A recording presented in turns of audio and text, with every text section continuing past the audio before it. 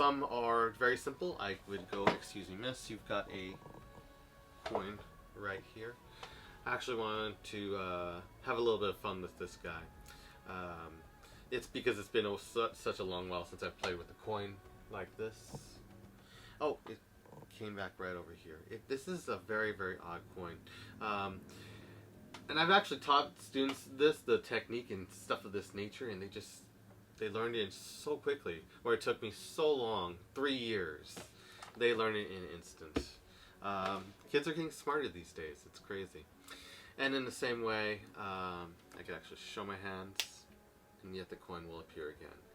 Such crazy stuff. And I want to actually have a little bit of fun with it, if I may. One-handed, if allowed. Let's see if we can do this. Not sure if it shows up perfectly in focus, but I can show the coin. Okay. Boom. It goes like that. I can reproduce it. I give it a little toss up in the air. Comes back. Like so. And then the final part, I can actually do it from the front. Hopefully everyone can see it. And I just give a little toss. And it really does seem to go, but come back just like that. Pretty crazy, and to do this sleeveless. Oh, but you may examine it, sir. Oh wait, it just goes. Oh, you know that happens quite a lot. But for real, you can hold on to it. Oh, I am sorry. I'm just having a bad. Yeah, it just happens. It's crazy. You just don't even know what to expect from it. It just comes back. It's crazy. But seriously, you may examine it. They examine the coin and they go with it. It's just the oddest thing. Even if I put this coin away, it still, and I produce it, comes back. Just the oddest thing. I can actually get this coin and I can give it a wave. It can actually do special things like change from silver to a Chinese coin, back to silver. It just changes just so visually. And actually can change it like this. Isn't it so cool to see? I'm tripping out as as you're watching it. It's so great. And but you don't want to do too many crazy things with that coin. But even then, it'll still come back. And it comes back with a vengeance. Even bigger than ever. Isn't that cool? And then the spectator can check it out. Really amazing. Yay. And then people are saying, more, that was just some crazy stuff you did with the ring and the one coin. More. So now directly jumping into the routine, coin routine 1, which is my one coin routine. And I have a lot of fun things to throw in there. It was originally based off the one coin routine by J. Noblezada, but I've added a lot of bits to it and made it from very elementary to being very creatively expanded. And there's just a lot of cool things with that routine where I've taken it to there. So I directly credit J. Noblezada from in the beginning there were coins, and as well as J.B. Bobo's Coin Magic, because he's modern coin magic book, because there's a lot of stuff relatable in there. So to go into the one coin routine, we're putting the ring aside. It could be done with, like, assuming you do it with the whole act, ring will just stay here on your finger, and it's just chilling there, and so you don't have to worry about it. But I do want to make a note that you want to be careful that it doesn't clink unnecessarily, giving a telltale sign or anything. So, assuming we're just doing it as a one coin, starting off with just one coin, that's it, we can produce the coin off a spectator and say, excuse me, miss, you got a little right here. And then we're fine in the grand scheme of things if you do it for the entire act. Wait, but you were transforming and now you're producing it. Doesn't that... No one cares. You just produce off as a spectator. And then we say, we're going to try something else. And then we go into it. So now it's like an entirely different thing. And people are still very appreciative of this. And you have all the enthusiasm and everything, so everyone just looks over it. So no one cares. So that said, I produce off a spectator. And then you can really be free with this. I usually start off with a classic Palm Vanish. and then vanish the coin. And you get this really, really clean look in the beginning, which is nice. This is when you know you got a good classic palm. And then I can transfer it in a hand washing sequence. This is J. Noblezada's ideas on it. Cutting forward, and as you come forward, you can drop the coin into the finger palm. And then you curl your fingers to offer the shade as your hand turns over. And then you're able to show one hand, in essence. You're able to show one hand empty, drop the coin into the finger palm as you turn your hand up to shade it. You don't want to show this. So as you, from classic palm, drop it over and then turn it over, and you can do that. You could also do it from the finger palm to finger palm as you come up. But again, if you have ring on, be careful about the sound. You have to be cautious as you do this. So maybe you extend your fingers forward as you do this, so you don't have to worry about the ring clanking on it. So I start off the classic palm, boom, boom, and then I can show the hands empty. I can even do an open palm gesture like this, showcasing or pushing how far I can go before I flash. Okay, and you can see this open palm gesture. It's like you're trying to be fair with them. And then we can close up the hand, give it a wave, and it comes back. If I'm not wearing a ring, or if I'm doing this one routine individually, I like to be able to just coin roll the coin, which is just a nice touch. It looks cool. It adds a little touch to it. It's like, oh, he really knows how to do some coin stuff. Anyways, so then you can actually I do some bits from the J. Noblezada segment where I can actually give logicality to it. And here's how I would go about it.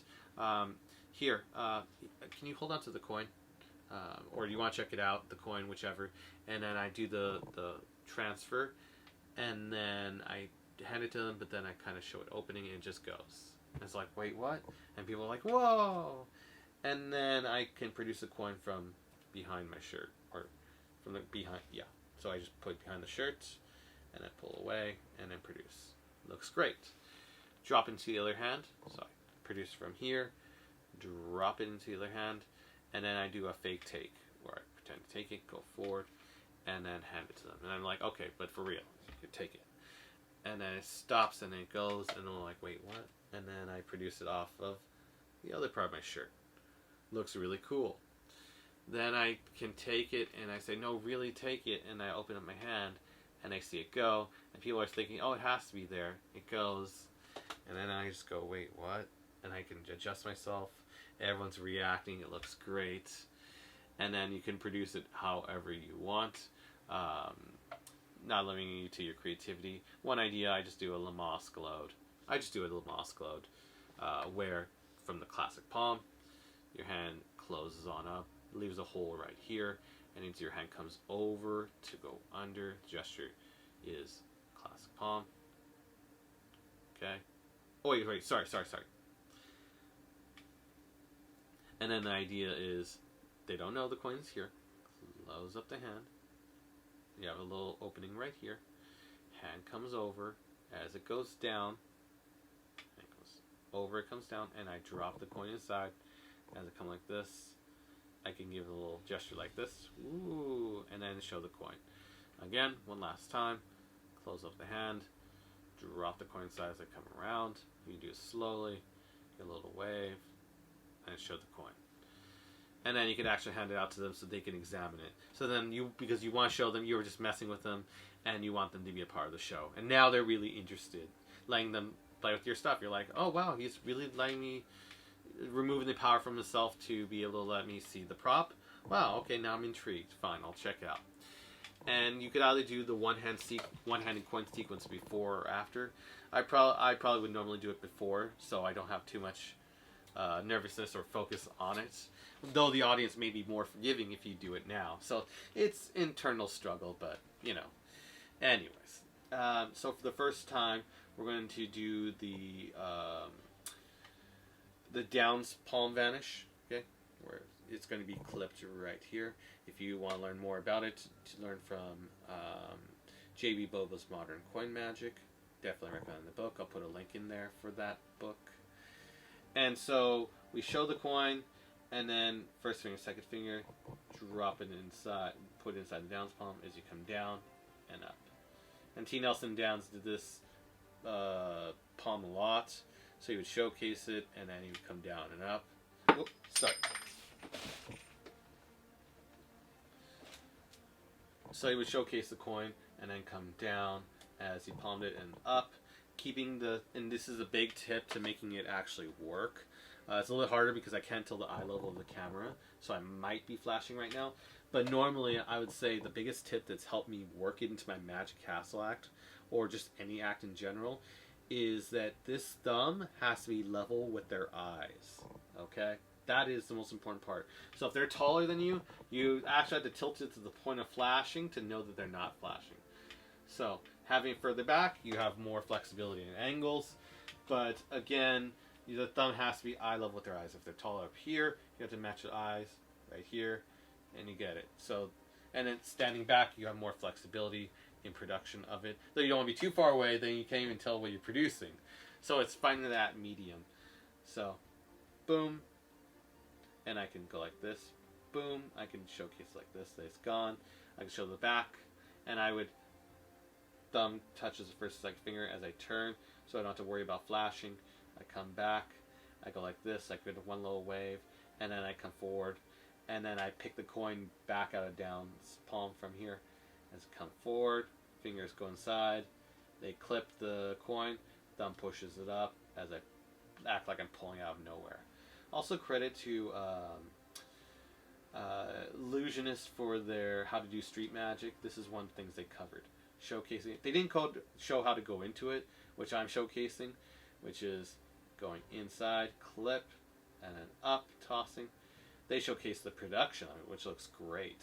And I really give them credit. It's a great DVD Brad Christian put out. It's wonderful. And then just, but this is really cool just as well to be able to know how to vanish it. It's not the most difficult thing. And then production. So that's what it looks like. That's part one. Part two is a little bit trickier. It's the trickiest part of it all. And if you can get it right, great. But you might have to do it twice to get it right. But you won't flash, but you just have, takes time. And you have to do it slowly. Okay? So it's gripped by the first finger and second finger. The coin goes to the back of the hand. They call this the back clip. More on this in J.B. Bobo's Modern Coin Magic book in the early pages. And then, so you, first finger, second finger, get the coin, slide to the furthest edge of where, like, you're just balancing it right here. That's the furthest my first finger, second finger can take the coin. And then from here, it's just hanging there. And then the thumb comes over and clips the coin as it straightens, so you can be able to get it into a back clip position. Okay? That's the best I can describe it. You can learn more on the J.B. Bobo's thing. But this is how I do it. I just try to push as far as I can. Thumb stretches out and then stretches forward. And I clip the coin and then my fingers straighten. And so I get this coin in a back clip. The best back clip I can without having to worry about flash from the front. Okay? So it's going to take some practice. You can just do two and that can be fine. Or just one-handed coins vanish can be fine. But if you really want to do this one, you have to stretch it. First finger, second finger. Thumb stretches, comes over, clips, and you got this. Okay? That's the main action. Okay? I really wanted to go slowly and showcase that because the action will happen under another action. So you can see why the practice is necessary. So I'm simulating just going and tossing it on up and showcasing the hand, and it really does go. If doing this correctly, this is one of the most impactful things an audience can see. They always remember this. Okay, I show it, and then as I come down, okay, and I can go out of view if I need to. It's fine because it's all in the same action. The audience assumes it's all in the same action. So I come up, I come down, go out of view for a second because it's an open action.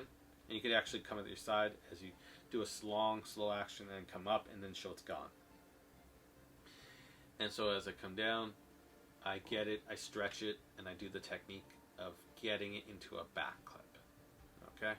Again, you don't want to rush it because then the coin falls everywhere and then you just get frustrated. I've been there, I've done that. Long, slow, take your time so you can have the time to get it. This took me a while to get the back clip even decently good. Okay, so as I come up, come down, back clip the coin, and then as I close my hands like I have the coin, it's in a back clip right now. Okay, so then I close up my hand, I come down, and like I'm gonna toss it on up, and I just toss it.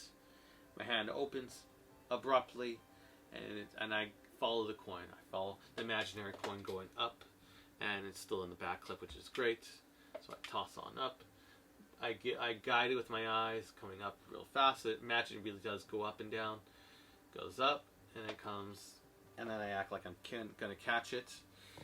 And so what happens is, as I'm going to catch the coin, this is a really weird way to describe it. I've never seen it really described anywhere. So I came up with it independently. To catch the coin, we kind of let go with our thumb, and as we pull with our hand, this is using physics at its finest. And I'm actually able to naturally capture the coin into the finger palm. Again, so from the tense grip, and I'm guiding it, my fingers are curled a little bit. You don't want them too straight. I do toss it up and then show it, and my fingers relax and curl. And then I kind of let go with my thumb as I pull. And you'll naturally be able to get the coin into the finger, palm, classic. It doesn't matter so much. You just want to capture the coin and then close it. And it's like it came into reality. You toss, so I would show the action. I show the coin down, and I clipped in, back clip, toss on up. Okay, got it right like this in back clip. Then I guide it up, and then I show it's coming down. It's like I'm preparing for it, so my fingers naturally curl. I give it a toss, and I capture the coin like so. Again, one last time from the side view. One more time. Fingers curl, and I just capture it. And it happens so fast that it's so hard for anyone to track it. And then boom, that shows the second one-hand vanish. So I've vanished in down style. Boom, can show it's gone, and then that's first time. Second time, I go down and up, toss on up, guide it, capture it, and that's the second one. And people go, wait, what? And then the third one is inspired by Eric Jones, and I was in Santa Barbara, and I came up with this as soon as I actually touched for my very first time Walking Liberties. And I was like, wow, these coins are just so amazing. So then I was inspired, and I created a one-handed coin sequence inspired by Eric Jones. And so this was the one. It tends to be the spectator's favorite, hilariously. So I show the coin one last time, and I can show it from the front, because they're like, okay, maybe he's doing something from the side, but up front, there's no way he can do it. So I guess that's the reason that people get so reactive on this final one. I put into classic palm as I pseudo a one-handed spider grip vanish. I pretend to rub the coin, like crumple it away, and I open up.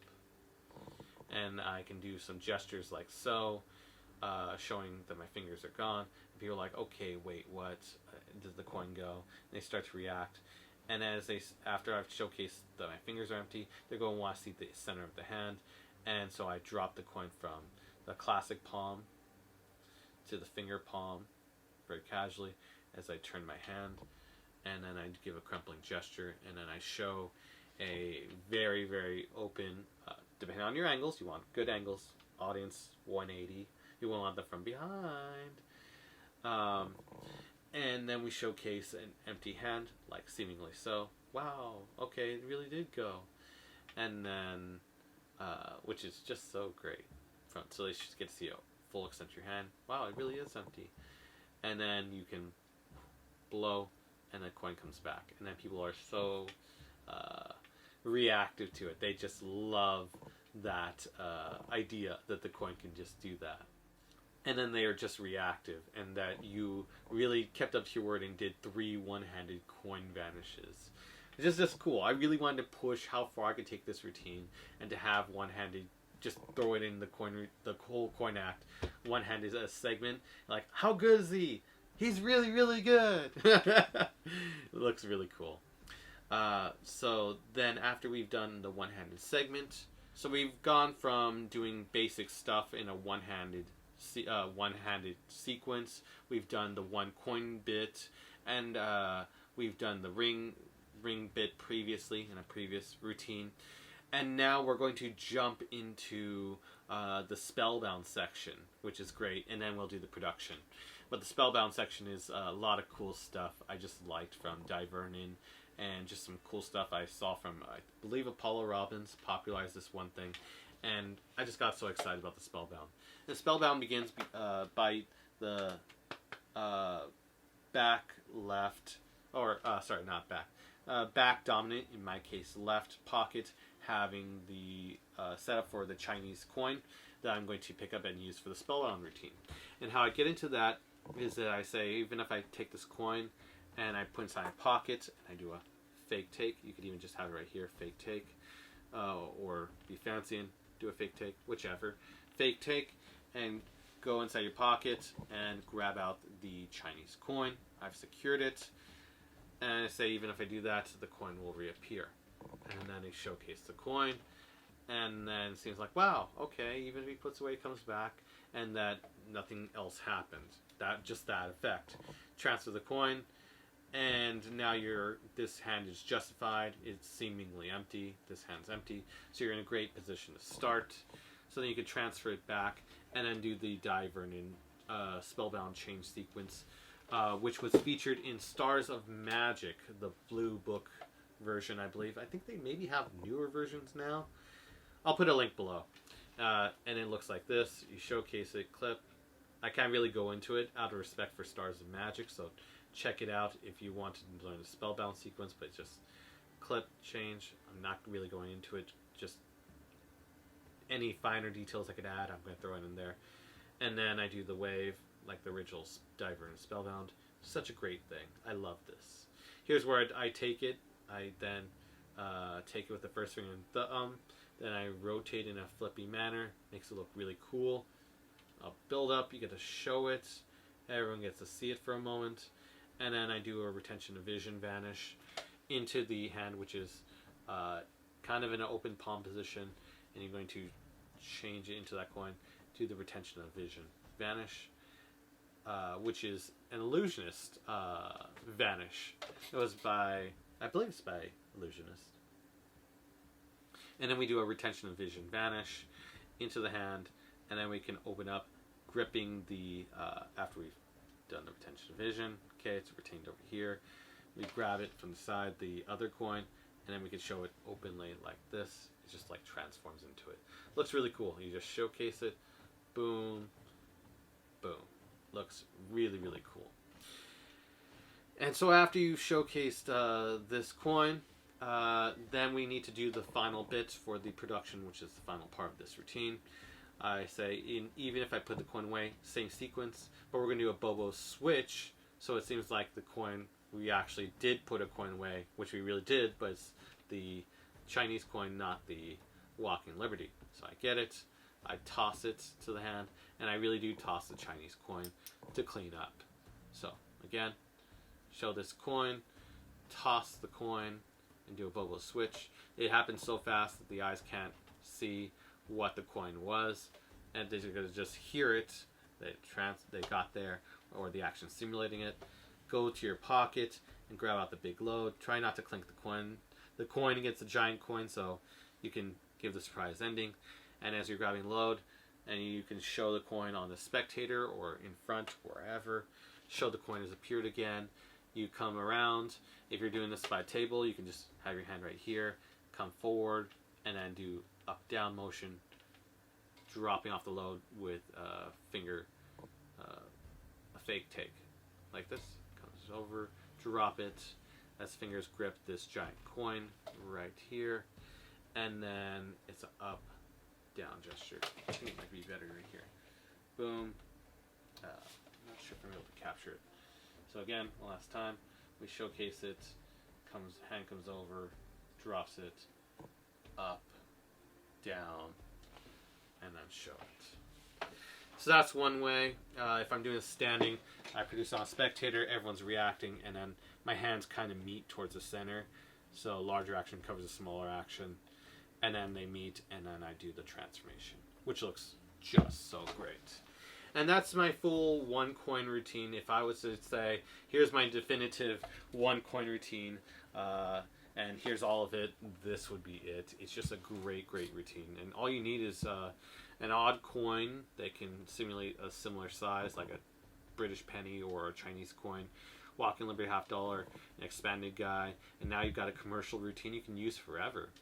And I just wanted to put all of them together to showcase a great ton of magic. But again, you can take this individually and just use it forever. It's a great 1 coin routine. I did list all my credits, and yeah, I just hope people really enjoy it. So we're going to jump into 4, but I just want to say if you can give this video a like and subscribe if you can, that would mean a lot. And I